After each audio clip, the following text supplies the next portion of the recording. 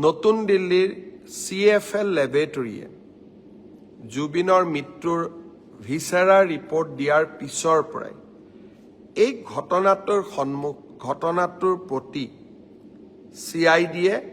ইয়াৰ গোটেই ঘটনাটোৰ ওপৰত এটা নিৰ্দিষ্ট দিশ বিচাৰি পাইছে আৰু মই ভাবো যে খুব কম দিনৰ ভিতৰতে আমি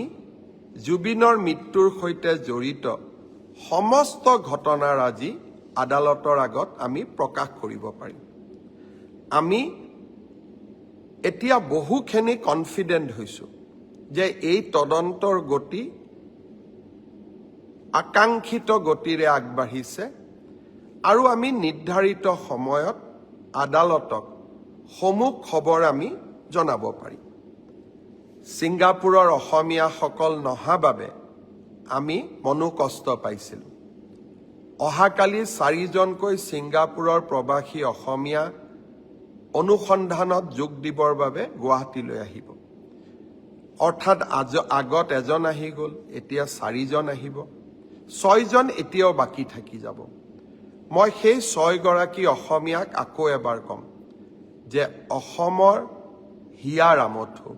প্ৰাণৰ শিল্পী জুবিন গাৰ্গৰ মৃত্যুৰ তদন্তত সহায় কৰা আপোনালোকৰ লিগেল ৰেছপন্সিবিলিটি আইনগত দায়িত্ব আপোনালোকৰ মৰেল ৰেছপন্সিবিলিটি আপোনালোকৰ নৈতিক দায়িত্ব আৰু আপোনালোকে অসমলৈ আহিব লাগিবই যিসকলে অসমলৈ নিজে নাহে তেওঁলোকক কেনেকৈ আনিব লাগে তাৰ বাবেও আমি আইনৰ ব্যৱস্থা ল'বলৈ কুণ্ঠাবোধ নকৰোঁ মই আশা কৰোঁ আপোনালোকে সোনকালে আহক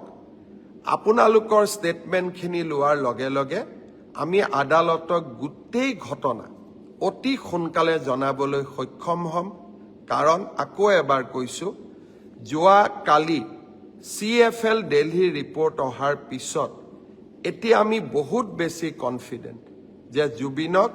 ন্যায় দিয়াৰ প্ৰক্ৰিয়া ন্যায়ালয়ে দিব কিন্তু ন্যায় দিয়াৰ প্ৰক্ৰিয়াক আমি ত্বৰান্বিত কৰিবলৈ এতিয়া সক্ষম মই যেনেকৈ প্ৰথম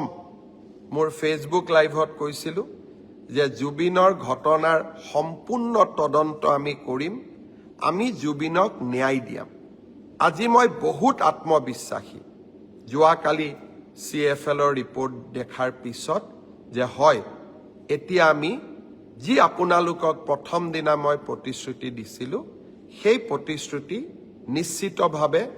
আমি ৰক্ষা কৰিব পাৰিম যিকোনো খবৰৰ বাবে যোগাযোগ কৰক 7099017330 লগতে 7099017110 নম্বৰত